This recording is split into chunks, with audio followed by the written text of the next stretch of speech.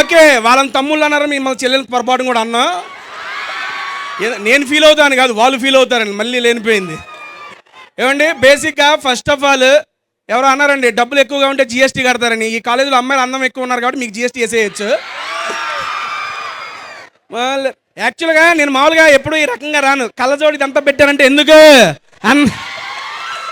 ఎందుకు అది ఇక్కడ టీనేజ్ చాలా యంగ్ బ్లడ్ ఉందంట కదా. నేను కూడా టీనేజ్కి వెళ్ళిపోయేది. నేను టీనేజరే. సీరియస్లీ చాలా అంటే చాలా హ్యాపీగా ఉంది. ఆల్మోస్ట్ నా కాలేజీకి వచ్చిన ఫీలే నాకు కలుగుతుంది. మా కాలేజీలో కూడా ఇలాంటి ఈవెంట్స్ జరుగుతున్నాయి అనుకో, క్లాసులు ఎగ్గొట్టేసి నేను వచ్చి గ్రౌండ్లో కూర్చునేవాడిని. ఏమండి, మీరు కూడా అదే బాబా చెప్పండి. అది కాదు, మా కోసమే కదా వచ్చింది. ఒకటం థ్యాంక్ యూ. సాంగ్ నచ్చిందా? ఓకే, సాంగ్ నచ్చిన వాళ్ళు ఒకసారి చేయొద్దండి. అబ్బా, ఆయన ఎవరు ఆ చెట్టు దగ్గర కాలు కూడా ఎత్తాడు. తమ్ముడు జాగ్రత్తగా అమ్మ చేయనా. Okay sorry.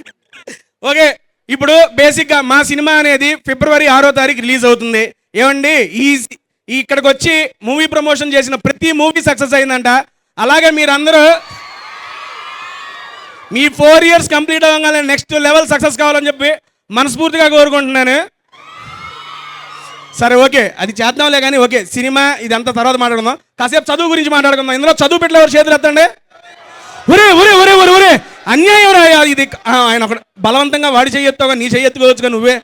అన్నా నేను చదువుతానని. ఓకే, ఇక్కడ ఏ బ్రాంచ్ వాళ్ళు ఎక్కువ ఉన్నారు? సిఎస్సియా? ఒరే, మెకానికల్ ఒక్కరికి కూడా ఎవరైనా పొరపాటున అమ్మా నేను మెకానికలే.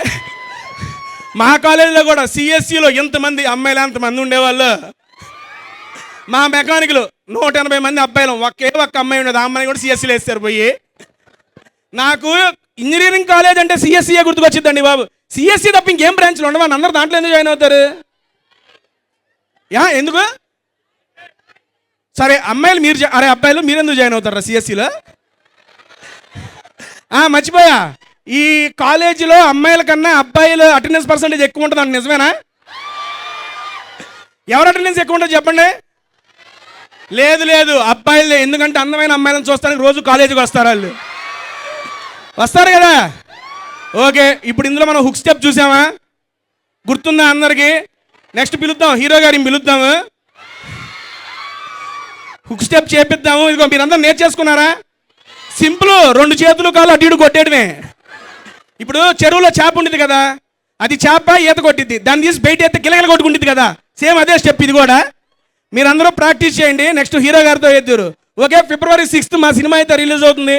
తప్పనిసరిగా కాలేజ్ ఎగ్గొట్టి చూడమని నేను చెప్పలే కానీ, ఎందుకంటే ప్రిన్సిపల్ సార్ ఆడే ఉన్నారు, కొడతారు నన్ను. మీరు కంపల్సరిగా అయిపోయిన తర్వాత అయినా వెళ్ళి చూడండి. ముందుగానే ప్రీమియర్స్ కూడా వస్తాయి. మీరు చెబుతున్నాను, చాలా అంటే చాలా బాగా ఎంజాయ్ చేస్తారు. ఇప్పుడు ఈ రకమైన ఎనర్జీ మీకు ఇక్కడ ఎలా అయితే ఉందో థియేటర్లో దీని రెట్టింపు ఎనర్జీ ఉంటుంది. ఫిబ్రవరి ఎప్పుడు రిలీజ్ ఎప్పుడండి? డాన్ ఎవడో వ్యాలంటైన్స్ డే అన్నాడు. టైం ఉందిరా బాబు దానికి, ఉండండిరా.